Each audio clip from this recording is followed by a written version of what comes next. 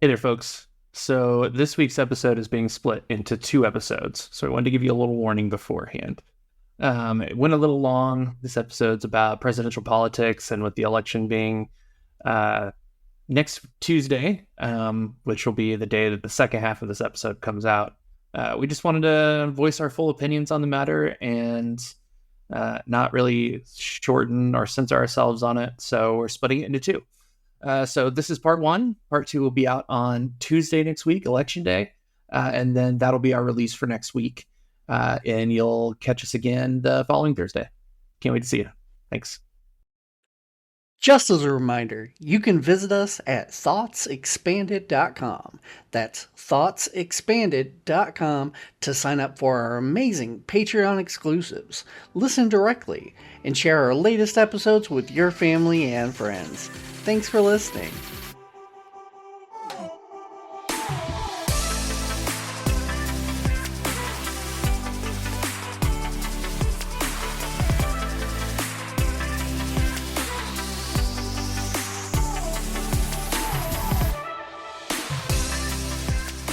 Hello, and welcome to the 2024 presidential election guessing game. Okay. This episode releases on Halloween, so I'm assuming you're being spooky on purpose. That was just a random serious-esque voice. It doesn't matter what I sound like. Nobody's going to take me seriously. I thought you were going to do a welcome to this versus anus thing when you started out there. No, I feel like we're the only people who paid enough attention to that episode to actually understand that reference, and so yeah, if you can tell that face right there. Like, yeah, episode of what? Aqua Teen Hunger Force. There's an episode where they're like abducted by aliens, right? Yeah, they're in a spaceship, and they open up this door in the side of the spaceship, and it's just a horse's anus. No, you're completely forgetting how this went.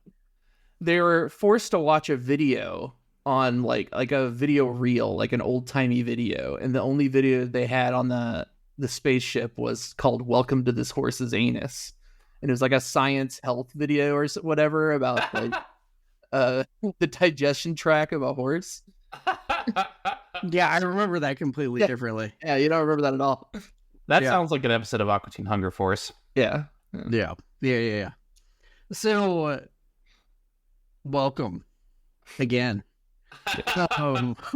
So we've decided to take some guesses, talk about just some thoughts we have around what's going to happen just a couple of days after this episode releases, which is obviously the election, and kind of what we're thinking. We need to do a spooky voice because the election's spooky enough. Yeah. Like that's it is a creature at this feature. Yeah, it is. It is very spooky, and I don't know how to feel, and I feel like that may be really common for a lot of people at the moment. Is I just don't know how I'm supposed to feel other than disinclined. I'm just disinclined to participate in what is just a farce on every single side. And it's a terrible feeling. But also not feeling like you may throw up after casting your vote. Sure. Is also a thing, and the reason why I may not vote at all, because I did vote one year and then felt like I was going to throw up immediately afterwards. It's gross. So what is? Let's do it this way. What's the biggest issue currently for each of you? Like, what's the thing that's laying the most heavily on your minds? I would say for me, it's abortion rights in this country. Like, that seems like a big deal to me. And for me, particularly in Florida, like, one reason I certainly was going to go out to vote is because that was literally on our ballot. If it gets 60% of the vote, they have to put into the Constitution. Now, people may try to find a way to weasel out of it, as they usually do with Florida ballot amendments. But theoretically, the amendment says that it goes directly into our Constitution. What is the... Sorry, you're about to say it. Yeah, go ahead. I was going to say, it says that a doctor can't... that the law can't get involved with a doctor's decision to terminate a pregnancy. So, if it's, I mean, that could be interpreted a number of ways, right? Obviously, like, if the doctor may have to submit some kind of paperwork to explain that it's a medical liability or whatever. You don't know exactly how they're going to run that, right? I mean, obviously, Florida may decide, depending on it'll be Ron DeSantis will be our governor when that's enacted, if it is, right? And so he may decide to interpret it in a way that is very, against the spirit of that amendment. But it's still on the ballot, as is recreational marijuana, and a number of other things that I felt were worth going out to vote for. That is, I think, probably something that will perpetually drive me to the polls here in Florida, is that it's very common that only anything ever really changes at all on those local ballot initiatives, especially the ones that are just like for your county, because the ones that are just for your county, like, are going to be enacted if they say they are, right? It's not like something's going to end up on the ballot and then not happen if it's at a county level. Sure. I've always had and that brings up that kind of question that I've talked about before, which is, if it works at that level, why can't it work at the federal level? Like, why do the representatives have to get together and fight about our most important issues when we can just make that decision as citizens collectively, right? Yeah, exactly. But I mean, theoretically, it should work that way just as well, right, as it would at a local or state level. There's no reason that it couldn't work that way, except for that people don't want it to work that way. Exactly. So, yeah. I think, I don't know that I have an issue that's driving me to the poll as much as I have, like, an honest fear of what would happen if Trump got elected again. Like, a real concern about whether or not, like, democracy in the US, if it ever has functioned, if it would continue to function in a post-second Trump term. Like, I've been so sucked into this election. I can't wait for it to be over. I'm tired of caring about it, but I do care about it. And I've been watching, like, some Trump speeches and the shit at Madison Square Garden this past weekend. Like, it really feels like, I feel like I'm a German pre-Hitler taking over. Like, that's what it feels like to me. Like I'm looking at this and I'm wondering, were people sitting at home hearing about these Nazi rallies and the crazy shit that's going on and just, like, laughing at how stupid it was, not realizing that it was gonna, like, take over their whole life? And I don't know, I've got a real concern that would happen if Trump gets elected again. So that's what's driving me to the poll. Yeah. I mean, I think the main difference is just that there were a lot of people who were out in the streets supporting Hitler, and, like, doing election interference. And I guess we could speculate a little bit on whether or not that's going to happen this time. Like, do you think there will be people, like, doing voter intimidation at the ballot box? Yeah, there already has been. I've seen video already. There was a video of a woman at a ballot box that refused to move and was, like, screaming at Democratic voters, telling them she wasn't going to let them vote. There was a couple of ballot boxes in the Pacific Northwest that were lit on fire. I mean, it's already well known that Trump has people in the Georgia like certification team or whatever that are willing to do, the same things they did in 2020 to try and swing the vote in his way. I think it's already happening. So I don't think it's a question of if it will, but I don't know what to do about it now that it is happening, And I don't do personally aside from go vote, I think it's about degrees, right? Because there's always been and always will be some level of election cheating, right? Sure. Like it's just everybody agrees that there's no such thing as a 0% clean free election. Like there's always some kind of cheating, some kind of tampering from both sides. I think it's about degrees, right? Yeah. Like how much is enough? How much of that is enough to actually make a difference, right? Right. I mean, John F. Kennedy, who is remembered as one of the most popular presidents of all time, effectively won the election by cheating in West Virginia and in Chicago.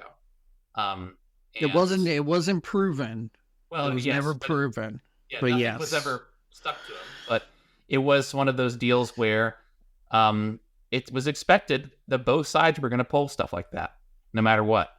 And so they did, and they did it better, and they won. I mean, and that was politics for a long time. Yeah, I think it still is. I think it's sure. I think, but it's a lot easier to prove stuff in the past. When one of these parties goes out and starts corralling people and forcing them to vote in a specific way at the ballot box, like lining people up, like I'm going to beat the shit out of your family unless you start voting the way that I want you to vote. That's when I'll be afraid. Like, because that's the level of intimidation that means that, and I'd always say this all the time as to whether or not our vote actually counts or not, but it really doesn't matter at that level. And that's the level. That was the level of the Nazi Party. They did that. They would round up neighborhood by neighborhood and go to the box and say, and stare over their shoulder and say, "You vote the way I need to, or I'm going to fucking murder you right now." But it used to be a very common tactic in general. Like, I think I watched a video the other day about how it's suspected that Edgar Allan Poe died from essentially that, from being forced to get drunk and taken from ballot to ballot to vote in multiple locations until he got so tired at a bar that he just dropped dead, essentially. Damn. Like it used to be just something that would happen, And I think it is something that still happens today, but it's only something I see happening in countries where fascists have already taken over, Like, that would be a very clear sign that it's happening here if it was happening here, but I don't expect that to be happening here. I would expect that after a second Trump term. I would, but I don't expect that this time around. Yeah, and that's where, because we don't see that, and as silly as it is, we do have laws that prevent this types of stuff, and there's a reason why both parties and people who are not affiliated are at the voting places, right? Like they're there to keep each other honest, because one party will fight the other, will fisticuffs the other party for doing shit like that, right? So there is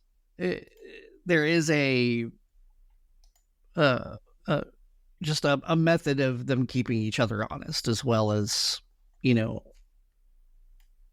other considerations. But that's where I'd be concerned, is if that kind of shit was happening, like you said.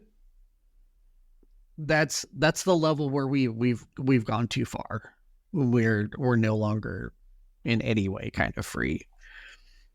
Well, Rav and I said what like, I think, Rab, you and I are both planning to vote, right? Like, you already did. You already voted. There's no early voting in Alabama. There is no mail-in voting in Alabama. Wow.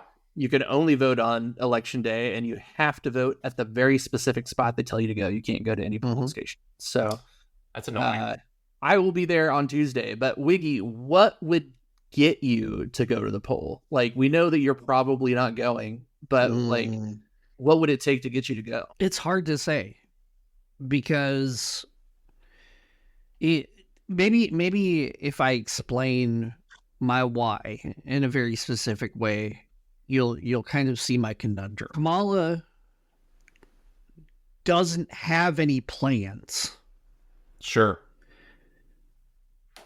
That's a problem. She's not running on anything other than I'm not Trump and I'm not Joe Biden. And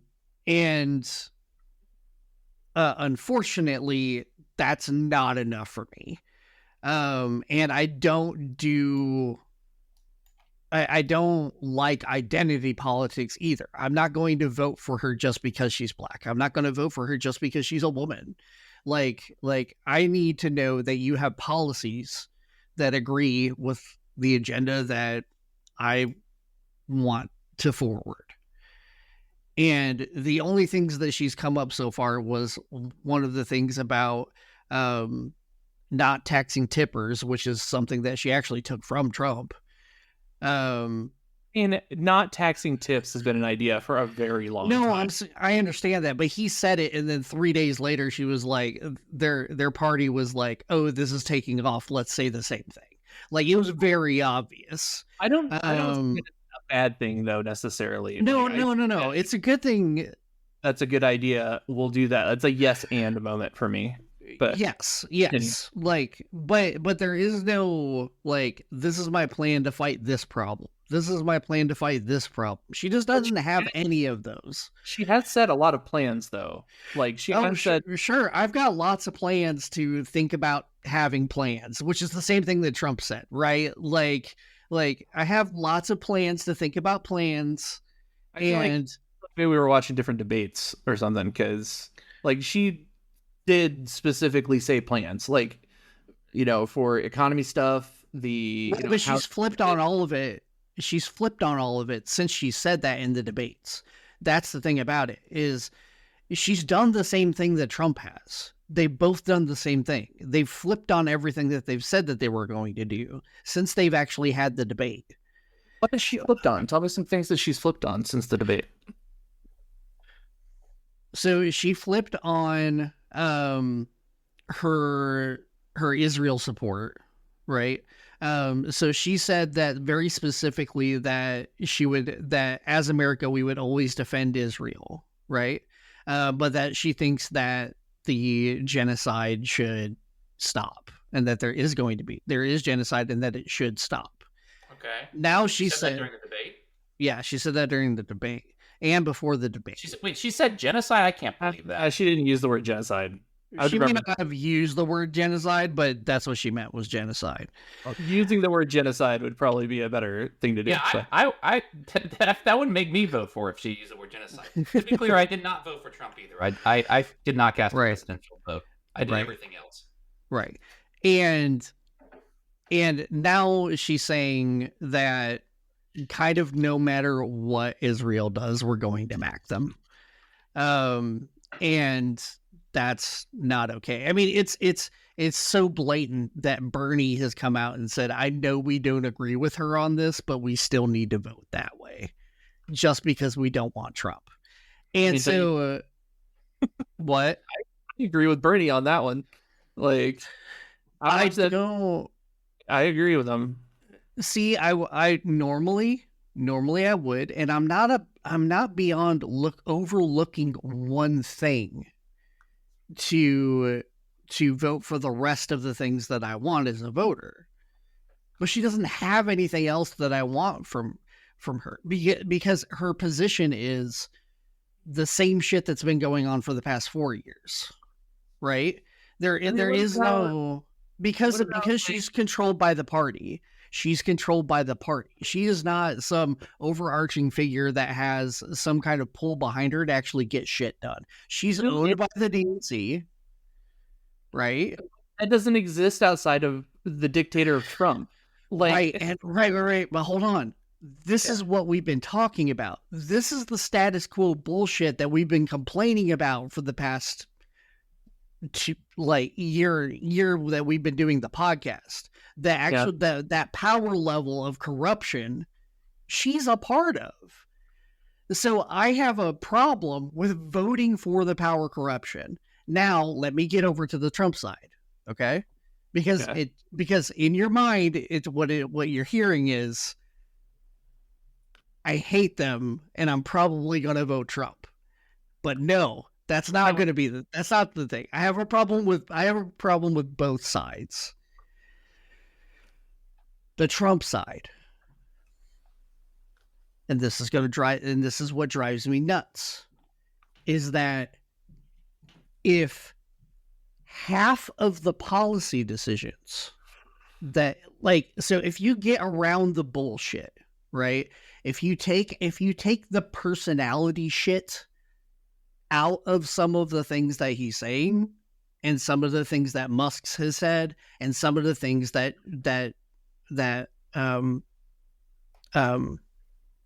Kennedy has said, and you look at what they're actually trying to achieve, I agree with those things. What things? Give me some specifics. So I agree with going after the food industry. I agree with going after the healthcare industry. I agree with going after the fact that the government's bloated right now and they're wasting tax dollars. They're going after the military industrial complex. All these things that we've talked about over the past year. After the military industrial complex? These are all things that they've talked about. But what has he said that he's going to do about the military industrial complex? Well, that's right. He's not going to. Right, he's not going to.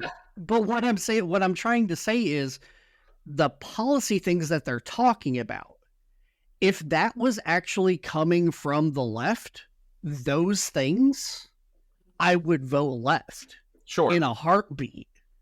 But they don't even have policy. So what we're going to get is the more corruption. Now, I'm not voting for Trump and his party because they're definitely not going to do those things. Right. And they're bad fucking personalities. I don't want unstable personalities being in charge of the country, which is what you're afraid of as well, which is I also don't want that. But I also am completely against the people who are currently in power staying in power just because there's a whatever percentage chance that we may have more to fix later. Like, it's the risk reward is not there for me to justify supporting the current power structure. What's the risk of voting, though, for you? The risk of voting is keeping the current power structure. But your vote isn't going to, whether you vote or not is not going to change what's going on out there. So why are you voting? Because there's one candidate that is existentially dangerous to my friends and family country. Right, I understand that, but based on what you just said, you said my vote wasn't going to make a difference. So neither is yours. Your vote won't make a difference in the way things are structured. Okay. Right. Your vote could potentially, it probably won't, but it could potentially make a difference in who's elected. Yeah, but I don't like either of them. I don't like either of them. More? Because I know I do. I actually don't. You don't actually don't. This more. No. That's what you just said. No, that's not what I just said. You just put words in my mouth. Okay. I don't like either of them as people. I don't. Okay. I don't like either of them as people. But you don't dislike one of them more than the other. You just equally dislike these two people. I equally dislike them both. Yes. That's very interesting. Yes. Like, They are both terrible people. And so yes, the Trump side of this equation does have racist things to it. It does have all of these things that I do not support. And I am not voting for them. But do we forget that Kamala Harris was a fucking criminal prosecutor. what's that? Was a criminal prosecutor in California, and was literally sending people to jail for life for weed. Yeah, I know. No, she's a terrible fucking person too. So, like, do you want to talk about degrees like we were before with like what the difference is? Yes. No, they're both terrible people. They're both But there terrible are people. degrees to this. Sure, Like, I don't think that way. Maybe I could talk about it as somebody who didn't vote for either of them already. yeah.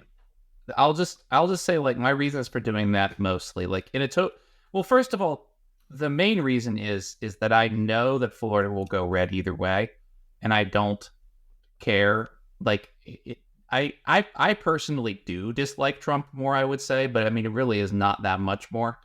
And my reasoning for that is, like, I feel like the Democrats have in the past 4 years taken on Trump's border policy, which is like the worst of the worst. And if it comes to material racism, like racism that affects the real world. I mean, Trump is planning, like, he's saying out loud that he wants to, like, ramp it up and start, like, directly deporting people or, you know, going door to door or whatever. Like, that's like the absolute worst fears. I don't necessarily trust the Democrats not to do that. If they think that will continue to win them elections, because I mean, that was the main reason that they enacted Trump's border policy is to win this election.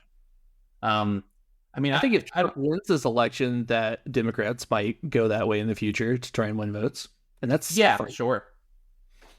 Yeah, I mean, I don't know. I just think that they're in my mind, they're likely to continue on the same path with, like, climate change as Trump would, to continue on the same path with Israel as Trump would. And, you know, I mean, like, maybe you could split hairs about, like, Ukraine. Like, Trump might end the Ukraine war faster. He probably would. I don't necessarily know that that's a reason to go vote for him. Like, it certainly wasn't for me. And, like, I don't know. I mean, there's plenty of bad things about Trump too, obviously. Like, I don't know. It's tough for me to look at the Democrats and say, like, these people are going to do anything positive at all in the next 4 years. Yeah. For me, it is a lot of looking at it and saying, these are things that they won't do, that I generally don't think they will do. And that's why I vote for them. Sure. Like, you know. Yeah, mine's a little opposite on that. And the reason why I say that is, and one of the main things that is definitely keeping me from voting that way is censorship. It's been very apparent that they're okay with censorship. And as one of the things that I really feel heavily about to my core, and one of the things that I would argue to the death for, even though I don't have a solution, never stated that I did, but it's extremely important that we have the ability to state our different opinions like we are right now and have discussions about them and share information with each other, and the truth will out itself, right? And they are very much pro censorship at the moment. Democrats? And yeah, and I do not want that to continue. That's probably the biggest one that I have. That's Well, to me, probably it's the like biggest bother that I have. big tech is pro censorship, and both parties are very cozy with big Yeah, tech. That's how I feel don't about it. see any difference between the two parties when it comes to that.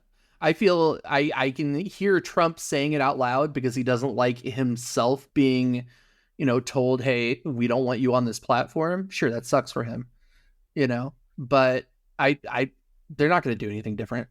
Like, No, I'm not saying that they will. But what I'm saying is everything from the Twitter files to the cover up of the Biden laptop story to all of the pressure that they put on media and through COVID and everything else, like, it's just very apparent that they are not okay with us being able to figure things out for ourselves.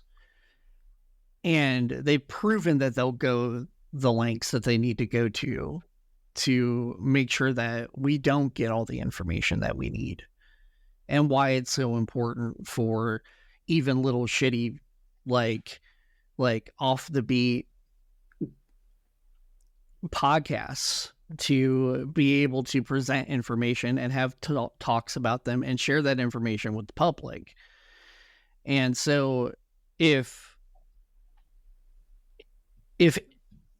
we're not allowed to do that, it's a gigantic problem. And they've already shown that they will use their forced hand and using both the CIA and the FBI to make sure that we cannot do that. Well, if that was true, I though, can't how support can that. mention the Hunter Biden laptop right now? I mean, unless Right. this podcast is Like- already shadow banned, in which case, like, what does it make any difference one way or the other? It has it happened to us or not? I mean, No, it was an example of something that they did in the past. sure, but I mean, Right. you're free to speak about it right now. Like, it's not. There's nothing stopping us from talking about it, right? Right, but Even at the time, if we maybe brought it up. maybe the specifics in which I talk about it, maybe a little bit of background of what I actually mean, which is it was suppressed right before the 2020 election.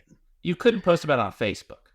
You could not post about it on Facebook. And Zuckerberg has come out and said the FBI told him that this is misinformation that's coming from Russia. You should not believe it and make sure that that information doesn't bubble up to the surface for most people on Facebook. Sure. So I guess maybe I missed the end of the Hunter Biden laptop saga. What even happened with it? Like, was there anything on the laptop? it did eventually come out, and he got taken to court over it, and he recently pleaded guilty to some charge.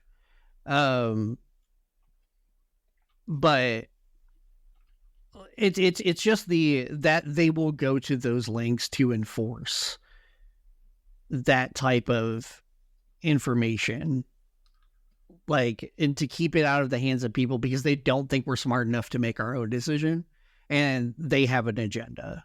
Sure.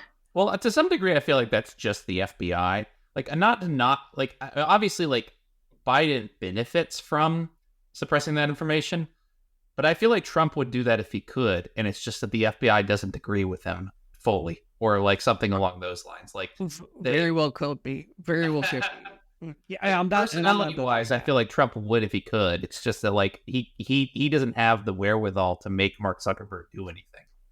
Right. And so the only thing is, it's been demonstrated that the Democrats will do it, is what I'm saying. They've already demonstrated their willingness to do that. And that's a huge problem for me. And like I said before, I don't want to keep that same power structure in play. Now, if we had somebody amazing running, like Bernie, I would definitely have somebody that I would be voting for. But we don't have anybody like that. And speaking of which, other than the fact that Kamala was the VP, we didn't do any any voting to put her in the place that she is to be running now anyway. So I also feel cheated that we didn't have any say in who that nominee was going to be. Like Right. that nominee was decided by the establishment. And I hate the establishment. So, like, no, I'm not going to support them. But at the same time, yeah, I don't like Trump either. And the people he's surrounded himself by are crazy personalities. But I don't see the damage of either party actually being worse. Like, I just don't. They're both terrible. The damage, they've both done terrible amounts of damage to this country, just in different ways. And that's how I see it. Fair. I like if the situation with Kamala getting picked as VP or as presidential candidate or whatever had happened in any other year against any other candidate, I totally would be upset too. Like, I'm upset about it in a way, you know, I'm upset that it happened and that we didn't get a chance to, like, I don't know, express our opinions on it or whatever. But like, again, the existential threat of a Trump presidency for me is enough to just go like, well, you know, these 4 years are a wash, but we can at least make sure it's not, you know, that man. I think that's where we disagree. Is I don't think it's a wash. But what else would happen? Like, what is, like, how is it not a wash? Like, what happens if? Well, we're on the verge of the next world war right now. Sure, And things already. are escalating very, very quickly day by day. And this administration is doing jack all to stop it, if not pushing us towards that end. And so, do I think it's a wash? No, I don't think it's a wash. I think if the current establishment stays in power, we're definitely in war. I think that does have a chance of being mitigated if it is Trump. But once again, that's not enough. Like kind of like Rap said, that's not enough for me to vote for him. But I don't think it's a wash just because we don't get Trump. Like, yeah, I don't see the World War 4 or 5, where the fuck we're actually heading into. I don't see the decision for president making any difference in that. Like, Yeah, that's going to very happen unfortunate. either way. I think that Trump puts us on the Axis side, unfortunately. Like, I could see like it being Russia, America, and China versus the world or something, or Russia, America versus China, whatever it ends up being. But like, that's where I see the difference in who we're electing here, as far as the heading into wartime bullshit. you know, it's interesting that you say that because and as insane as this is going to sound when I say it, I've got thoughts as to why. And no, I don't think that Trump would ally himself with every single dictator and start us having a war where we're on their side, because we're definitely not on their side. And we're just definitely not on their side. However, the current power players, if we think about who we're aligned with and what our goals are, right? And we kind of talked about this a bit before, about how we're just we're still kind of continuing colonialism, even though it's not really colonialism anymore, right? We kind of talked about that with Israel, right? Because we have to have some kind of power base over there and what have you. But if you think about it, there's two sides to every story. And one of the main sides to the current problems that we're having is that America keeps pushing buttons in places where we said we'd not push buttons. So NATO said that no, we're not going to keep pushing Russia's buttons. We kept pushing Russia's buttons. We said that we weren't going to do anything that was going to help destabilize the powers in the Middle East, right? So we were trying to get Saudi Arabia together with Israel and Egypt to create some kind of pact so that they would work together more easily, right? But that's not what's happening now. We're actively fanning the flames of war in these regions. And so no, by no reason do I mean to say that we're the axis of evil, but we're definitely not particularly on the side of any good other than the side of power. Yes, we're not racially trying to destroy the world other than the things that are currently going on between Israel and Palestine, right? But it is something that we're supporting, whether or not we want to agree to it or not. And so the question comes, are we actually on the right side currently? Right. And I'm not sure we necessarily are, but that's for everybody to make up their own mind about. I think one of my big problems with the Harris campaign is that it has effectively gone out of its way to build a Democratic coalition that, if they win, will not have to do anything different in the Middle East, and will be allowed to just leave things completely alone and let what's happening over there continue to carry out and escalate and get worse. So, like, effectively, whether or not she could have made any difference, like whether or not one individual person can make any difference, I guess, is a big, like, even if they are a presidential candidate, is like a big question in my mind. Like, could Biden or Kamala individually decide to do anything differently? I don't know. But, like, in another universe, like, she could have a blowout election by just even coming out the slightest bit against what's happening right now, like even distancing herself from Biden a little. And she could easily win. It's just that she would be beholden to do that. Yeah, man, I think that's true too. I mean, I don't know. I don't know what the average American thinks about the war in Palestine. Like, I just don't know what the average American thinks. Because, like, I'm sure if I were to ask my parents, they would be pro-Israel. And they would love that we're supporting Israel as much as we are, you know?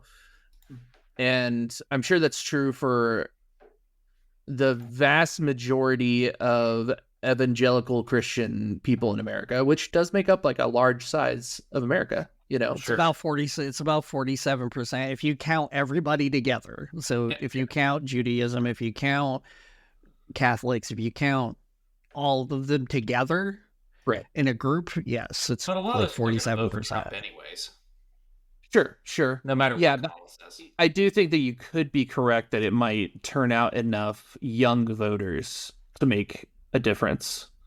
But I don't even know that that's necessarily true. And she has a risk of getting into predictions. We've barely done any predictions. Yeah, we didn't really done any. Just argued about how we're voting. Maybe we could save most of the predictions, the crazy ones, for next week, since we'll prove ourselves as not vindicated whenever whatever crazy shit actually plays out. Yeah. But as far as predictions are concerned, like, she has a real chance of losing Michigan just over the Islamic vote there, like, over Muslims in Michigan who would vote Democrat normally. And Michigan is a state where it really does matter whether you win it or not. It's one of those states where it has a lot of electoral votes, and it's winner take all, like most states are, and it makes a difference if you. I mean, it's a close race, right? I mean, there's a lot of states like Florida where the Democrats don't even try anymore. So yeah. We kind of talked about this a bit before about how in the past the parties have kind of like switched, right? Yeah. Like kind of what they were talking about and what they were doing. And this past 8 years has been kind of a telling of what's going on. So Obama had the kind of classic coalition of what are those called? Progressives? I'm blanking on it. Well, yeah, progressives, but also the unions. Sure. Like he had a big union following, right? Those unions have been slowly moving towards Trump over the past 4 years. And I think this is one of those things, and one of those, which is why Michigan's so important, is because the UAW is ridiculously heavy in Michigan because of Detroit. Sure. And so it's really important that especially for the Democrats, that they keep that lockhold on the unions, but they've been letting them slip through their fingers recently. And they're counting on, and normally how they would offset that is they would get a more than less portion of younger voters, right? But as Rab said, they're not really, and you said, they're not really appealing to those young voters in the ways that are important to those young voters. I'm just saying that way. I feel like Kamala Harris is appealing to young voters in every other way except for the Palestine-Israel thing. Like she's stomping on. She's definitely stomping on the social side. She's definitely stomping on the social side on social issues. I don't know whether or not it's going to be enough, though. And the reason why I say that is because if you've seen any of the conversations and the studies that have come out, the youngest of the generations that are able to vote now are trending more socially conservative based on, like, there's a separation of the genders. Younger males are trending towards social conservatism, which hasn't happened in a long time. Whereas ladies are definitely continuing on the path of feministic and individualistic viewpoints. So there's a divergence there that hasn't been happening over the past 20, 30 years. And she's going to lose a lot of young male votes because of the social aspects of what she's pushing. There's also a lot of people who have changed their minds, right? Like there was a lot of time during the pandemic, like during the George Floyd riots and all those other kinds of things, that really had people up in arms about equality and individuals' rights and rights based on all the social aspects of race and gender and everything else was really big. And the Democrats won based on that momentum. They don't have that anymore. Yes, she's still beating the same drum, but I'm severely doubting the support that's still behind those movements. I think a lot of people have released their focus on the bandwagon and have started looking at some of these other things that are going on. I think for those people, it's probably more like along the lines of, what are you actually going to do to improve conditions for marginalized people? I mean, like, I that's how I kind of end up on it. Like, I think that the things she's saying are certainly better for people who are hurting the most. It's just that, like, agreed. What is she planning on changing to make that better, to make that situation better? Nothing. The only thing that she talks about in her speeches is Roe v. Wade. Like that's the issue that they're banking their head on, but they can't do anything about it because they don't control the Supreme Court. So what about the housing tax or the housing credits and the small business credits and the child credits? And like, it's not like she isn't talking about doing things to help the working class. She is. well, she hasn't mentioned any of that stuff since the debate. That's not true. She really has. Like, I don't know if you've watched any of her. I have. Okay, Yeah. I mean, she does talk about those things still. Yeah. And she still has her talking heads out there on the various news networks talking about those things too. Sure. Like, Right. those are Right. still topics that, you know, she wants to do, or at least she's talked about wanting to do. And again, I don't think it's her wanting to do any of this. I don't think Kamala Harris is running. It is the Democratic Party versus Trump. That's what's running. Yay! You understand? I do understand, but I'm okay with it. That's the difference. I'm all Yeah, right with I'm it. not I okay get it. with it. I get you like, oh fuck, we need to win this so that the world doesn't end, and then we'll fucking figure it out next, in 4 years. I get that. That makes sense to me. But I don't like it, but I get it.